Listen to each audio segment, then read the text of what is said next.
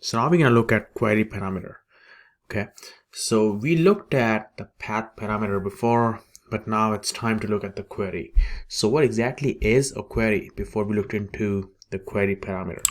So let's look at this example here, which is the URL. You might have seen these kind of things before. So we have this question mark here. So a query is a set of key value pairs that go after the question mark in a URL. Usually those key value pairs are separated by an AND character. You can see this AND character here. So we have one key value pair here, and then we have one key value pair here, and they usually come, they're actually almost every time they come after the question mark. Okay, so what exactly is a query parameter? So to do that, I'm just going to remove this guy here, and I'm going to make changes to my this get function here. Before that, I'm going to show you what this guy is doing here, this API call. So I'm going to go over here, I'm going to refresh this page, and as you can see, we have two get methods. The first one is the read all books, which is this first one here, and then we have the second one here, which is a path parameter. So let's check it out. So let's click on try it out here, execute, and as you can see, as expected, it returned all the books, right? We have all the books that have been returned here. So what I'm going to do now here is I'm going to make changes to this function here. So what I'm going to do is I'm actually going to add a function parameter, skip books of type string, and I'm going to give it a value. So it's like a default value I'm giving, and I'm going to give that value, let's say book 4. Okay, book 4. And what I'm going to do inside this function is I don't want to mess this up here. I don't want to mess this book here. So I'm going to make a copy. Let's say it's called new books, and I'm going to make copy using the copy method.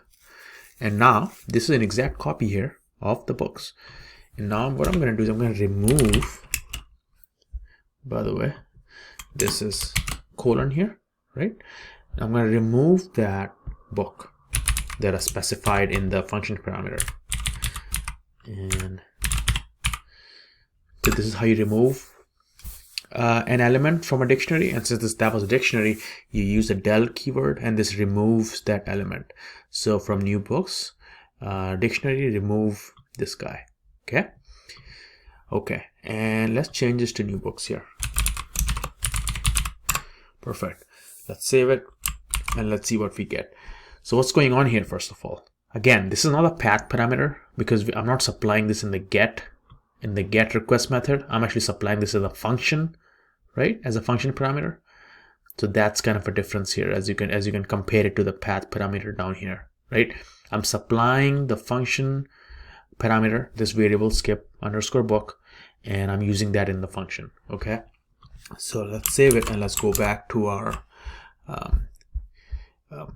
docs here, and let's collapse everything, refresh it again, and let's see. Okay, as you can see, now we have this default book here, book underscore 4. And where is that coming from? That's coming from this one that I just specified, right? So let's try it out here. Book underscore 4, execute, and what should it do? It should actually remove this book, right? Because that's why we're using this del here. So as you can see, 1, 2, 3, 4. 4 is missing, and we have 5 here. So yeah, perfect. So it removed the book 4. How about I supply a new book here, book 2, and let's see what happens. Okay, perfect. Now the book 2 has been removed, so that looks good. What if I don't want to supply a default value here? So let's remove this. Let's save it again.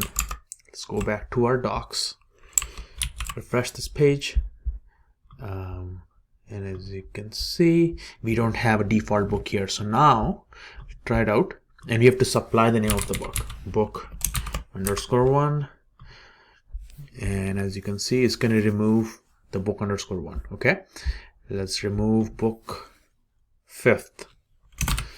Let's execute that. And yeah, and it removed book underscore 5th. And now I'm going to show you how we can make this query parameter optional. So right now it's required, right? If we go back to this URL here, and if we remove everything here and we try to run it, as you can see, it's a required field, right? But I want to make this optional now. So what I can do is I can type in something like optional, and I can wrap that string around this optional. And before that, I also need to import this. So I'm going to do from typing import optional. Perfect. Save that. So again, I'm importing from this module, typing module, optional class, and I'm wrapping my string around that. So that will actually make this skip book variable optional. And one more thing I need to do is to make that equals none. Okay. It's not any specified value, it's actually none. So this will make this function parameter as optional. And now what I can do is I can actually have a condition here. If skip book is true, only then delete the book. Okay. And if it's not true, which is else condition, you can just return the regular book. That means we're not skipping any book. Okay. So let's save this and let's try it out. Right now it's required. Let's refresh the page to get our changes in. And as you can see, there's no required entry here. So let's click on try it out and let's see what happens if I click execute.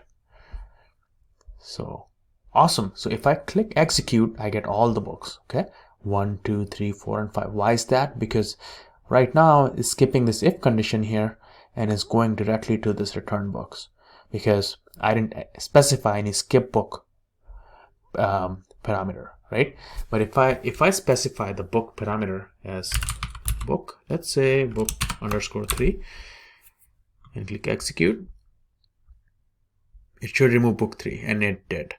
1, 2, 3 is missing, 4, 5. So as you can see, this optional call is pretty amazing. You can actually completely skip this deletion if you don't want to delete anything, and you can just keep this thing blank, and this will give you the whole books dictionary. But if you want to specify something like a book underscore 2, it will actually remove that book and return the updated books dictionary, right? So I feel like that's pretty amazing. And as you can see in this request URL here, we have a question mark, and after question mark we have this key value pair, skip book equals book 2. The value is obviously coming from this. So that's pretty much it.